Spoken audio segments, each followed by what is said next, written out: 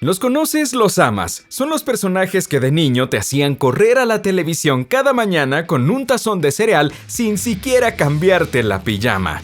Son caricaturas de la vieja escuela de las que tú y tus padres se reían. Los héroes animados de películas que estuvieron entre las primeras que viste en los cines. Pero déjame preguntarte, ¿qué tan bien los conoces realmente? Cuando un programa está en desarrollo, no es inusual que sus personajes pasen por una serie de cambios drásticos. Por ejemplo, puede ser bastante difícil imaginar que de todos los personajes de Rugrats, Carlitos era el que estaba destinado a ser el niño malvado del grupo. Fue solo por insistencia del escritor Paul Germain que Angélica fue creada en su lugar y, según dicen, se basó en una niña que conoció en cuarto grado que solía molestarlo todo el tiempo. Convertirla en un personaje animado famoso pudo haber sido un problema importante o un halago accidental. Eso decídanlo ustedes. Bob Esponja Pantalones Cuadrados es un personaje tan icónico como suena, y ni siquiera lo negaremos porque hasta cantarlo es divertido. Bob Esponja, él es Bob Esponja. Pero uno se pregunta si habría sido igual de popular si el personaje hubiera tenido su nombre original cuando su forma de esponja cuadrada aún no se había establecido por completo. El nombre que tenían predefinido era Niño Esponja. Aparentemente la razón del cambio fue que una empresa de trapeadores ya había registrado el nombre SpongeBob o Niño Esponja. Esa compañía ya no existe de hecho, pero dado el éxito del programa, dudo que Nickelodeon se arrepienta de no usar SpongeBob. ¡Qué tierno!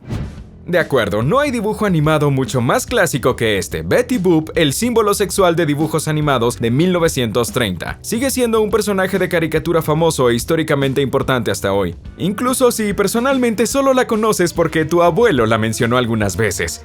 ¿Pero sabías que ella no era originalmente humana? De hecho, comenzó como la novia canina del personaje de Fleischer Studios, Bimbo the Dog. E incluso tenía orejas de perro en sus primeras apariciones. Espera, ¿por qué se ríen? Ya entiendo. Miren, Bimbo necesitaba distraerse, ¿de acuerdo? Es algo que no entenderían, lo juro. Dediquemos un momento a centrarnos en Puerco Porky. Iba a hacer una broma en la que tartamudeo mientras trato de decir su nombre, pero, hombre, yo simplemente no puedo. Aunque el actor de voz original de Porky, Joe Dougherty, seguro que sí. En realidad fue debido a su genuino impedimento para hablar en la vida real que el cerdito animado obtuvo su tartamudeo icónico. Pero desafortunadamente, por muy bueno que sea el tic de un personaje, también significaba que las grabaciones en el estudio tendían a alargarse y a ser muy costosas. Por lo que finalmente Dougherty fue despedido y reemplazado por el actor de voz de Bugs, Mel Blanc, quien procedió a darle voz al personaje durante poco más de 52 años. Si bien Los Picapiedras se consideran hoy en día como una caricatura para niños, originalmente se pensó y se vio más como una sitcom animada para adultos, más o menos al estilo de Los Simpson. Incluso enfrentaron controversias por abordar temas como la adopción, la infidelidad y mostrar a una pareja casada compartiendo una cama. Entonces, cada vez que tenían ofertas de marcas en el pasado, no eran exactamente cereales azucarados lo que promocionaban, sino más bien sabrosos y refrescantes cigarrillos.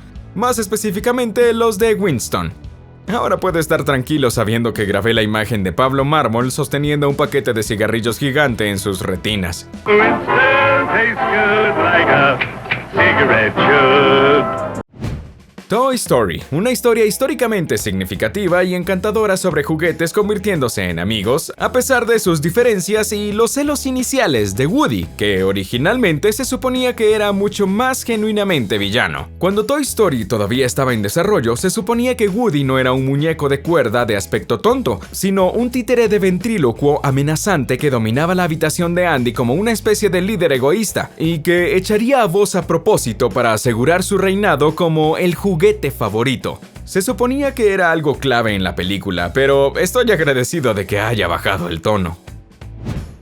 Volviendo a Bob Esponja, ni siquiera una caricatura tan tonta como la suya es inmune a ser objeto de una controversia francamente ridícula. En 2012, Fondo de Bikini fue criticado por la Comisión Nacional de Expertos de Ucrania para la Protección de la Moral Pública. ¿Pero por qué estaban tan molestos?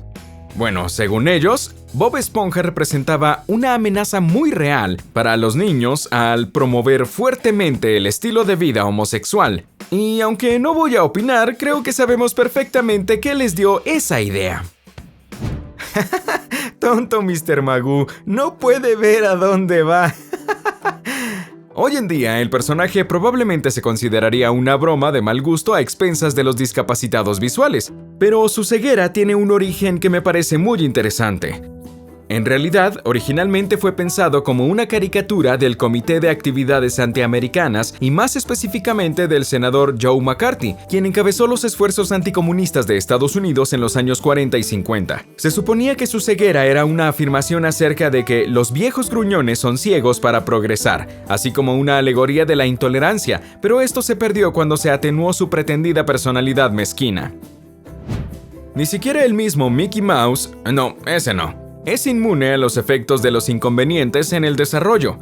De hecho, casi termina no siendo llamado Mickey en primer lugar. El nombre originalmente previsto por Walt para el personaje era Mortimer Mouse, pero la oportuna intervención de su esposa Lillian nos dio el Mickey que ahora amamos, ya que ella sentía que Mortimer no encajaba con la personalidad del personaje. Mortimer se convirtió en el nombre del larguirucho rival de Mickey que debutó en 1936 y ha hecho apariciones esporádicas, incluso siendo un personaje semi-regular en la serie de televisión House of Mouse. Es difícil imaginar que el genio no tenga la voz de Robin Williams, pero el comediante de hecho casi no toma el papel hace tiempo. No le gustaba mucho la idea de trabajar para un mega conglomerado impulsado por la mercadotecnia como Disney, y solo se convenció cuando la compañía le mostró una animación del personaje que se basaba en su stand-up absolutamente no apto para niños. Williams estuvo de acuerdo con la condición de que no se usara su voz para comercializar su mercancía, y Disney cumplió, solo para retroceder inmediatamente y causar una ruptura entre ellos y el amado comediante, razón por la cual fue reemplazado por Dan Castellaneta en El regreso de Jafar. Hablando del genio, estuvo a nada de tener un animador principal diferente. Dicen que era la leyenda de la animación urbana Bill Plympton, conocido por hacer cortos extraños y surreales como el galardonado Your Face, y varios largometrajes de animación independientes. Cuando ves su extraño trabajo, no es de extrañar que Disney tuviera sus ojos puestos en él para el genio. Pero a pesar de ser tentado, Plympton rechazó el jugoso salario que le habían propuesto una vez que se dio cuenta de que Disney poseería cualquier otra cosa que creara mientras trabajaba bajo su techo. Imagínense al genio dibujado por este artista. Quiero visitar el universo donde sucedió eso. ¿Quién dice que los personajes de ficción no pueden tener una estrella en el Paseo de la Fama de Hollywood? Nadie, aparentemente. Varios personajes de Disney ahora tienen una estrella en la codiciada acera. La primera, por supuesto, siendo del mismo Mickey Mouse en 1978, lo que lo convirtió en el primer personaje de dibujos animados en ganar tal estrella. Creo que era obvio. Desde entonces, otros lo han seguido. La rana René posteriormente consiguió una junto a los Muppets en su conjunto, y en términos de personajes de Disney internos, las estrellas han sido otorgadas al Pato Donald, Winnie Pooh y... ¿Campanita? La malvada madrastra es un arquetipo básico de los cuentos de hadas, y la interpretación de Disney de Cenicienta es por mucho una de las más famosas. Pero claro, no es tan extraño ya que le dio voz la misma mujer que interpretó a otra de las villanas más icónicas de Disney, la malvada hada madrina Maléfica. Y como si eso no fuera lo suficientemente aterrador, no solo proporcionó la voz, sino el rostro de Madame Leota en las atracciones de Mansión Embrujada en los parques temáticos de Disney. Esa es una dama espeluznante. Para un personaje tan inocente, Winnie Pooh tiene una historia bastante salvaje con respecto a su nombre. Winnie era en realidad el nombre de un cachorro de oso de la vida real capturado por un cazador que había matado a su madre. Luego, Winnie fue comprado por un veterinario llamado Harry Colborne, quien donó al cachorro al zoológico de Londres antes de partir para luchar en la Primera Guerra Mundial. Ese era el mismo zoológico que A.A. Milne, autor de los libros de Winnie Pooh, visitó con su hijo Christopher Robin, a quien le gustó tanto el oso Winnie que le puso su nombre a su propio osito de peluche. De ahí, Milne obtuvo el nombre de su personaje. Ahora sabemos por qué Pooh no tiene padres. Hablando de Pooh, no creas que no sabemos que le han hecho infinidad de bromas sucias, pero tú quedarás como el timado porque incluso eso tiene un origen adorable. En el primer libro de Winnie Pooh se describe que el viejo y tonto oso tiene a menudo moscas zumbando alrededor de su cabeza, y cada vez que trataba de volarlas, hacía el adorable sonido Pooh, mismo que le dio su apodo. Así que no hay bromas sucias aquí. Por supuesto, eso deja la pregunta de por qué tenía moscas zumbando a su alrededor, y podríamos deducir que él olía... ¿popó?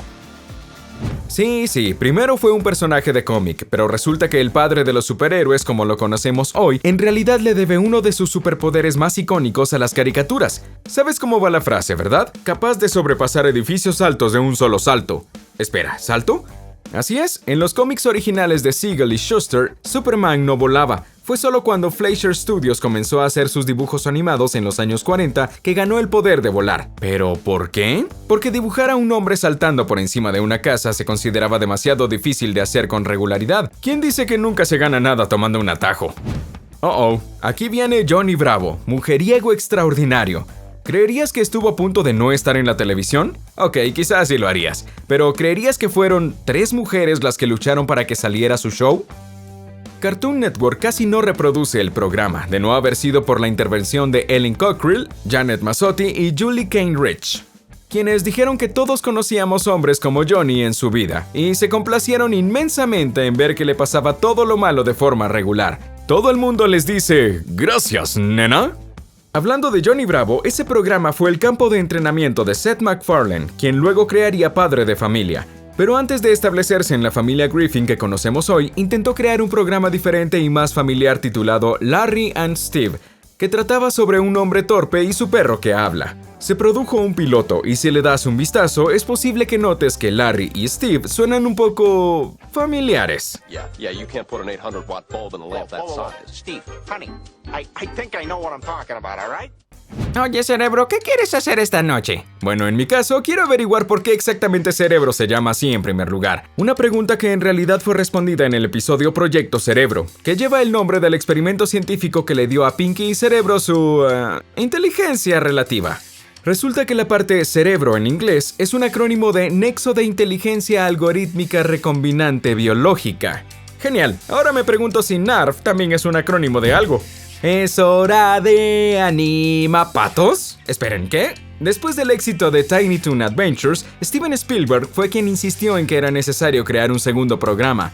Al principio estaba pensado como un spin-off protagonizado por Plucky, pero se decidió que el programa debería ser sobre un trío de hermanos pato llamado Jackie, Smacky y Wacky. Pero en algún momento durante el desarrollo la gente estuvo de acuerdo en que ya habían demasiados patos en la animación y obtuvimos a los hermanos Warner como los conocemos ahora, lo que se suponga que sean. Es casi de conocimiento general que las Tortugas Ninja comenzaron como un cómic mucho más violento antes de convertirse en una serie de dibujos animados para niños. Se tomaron muchas medidas para suavizar las cosas, como convertir a los Foot Ninja en robots, en un esfuerzo por evitar que los padres se quejaran de la violencia en primer lugar y permitir que las tortugas usaran sus armas icónicas. Sin embargo, no le hizo mucho bien al pobre Miguel Ángel, ya que finalmente se le prohibió usar sus chacos de marca registrada y se quedó con un pequeño gancho de agarre durante el resto del espectáculo. ¡Qué fastidio, amigo! Mira este lindo elefantito. No parece del tipo de los que salen en la portada de la revista Time. Bueno, seguro que los editores lo pensaron allá por 1941 cuando el éxito de su película hizo que quisieran promocionarlo como mamífero del año. Todo estaba listo para la portada del pequeño elefante, y luego sucedió Pearl Harbor, y se consideró más importante que un elefante animado. Sin embargo, todavía tiene sus elogios dentro de la revista. Meet. A todos nos encanta ver al pobre Willy E. Coyote fallar varias veces para atrapar a ese correcaminos. Pero los dos nunca tuvieron la intención de ser un gran éxito.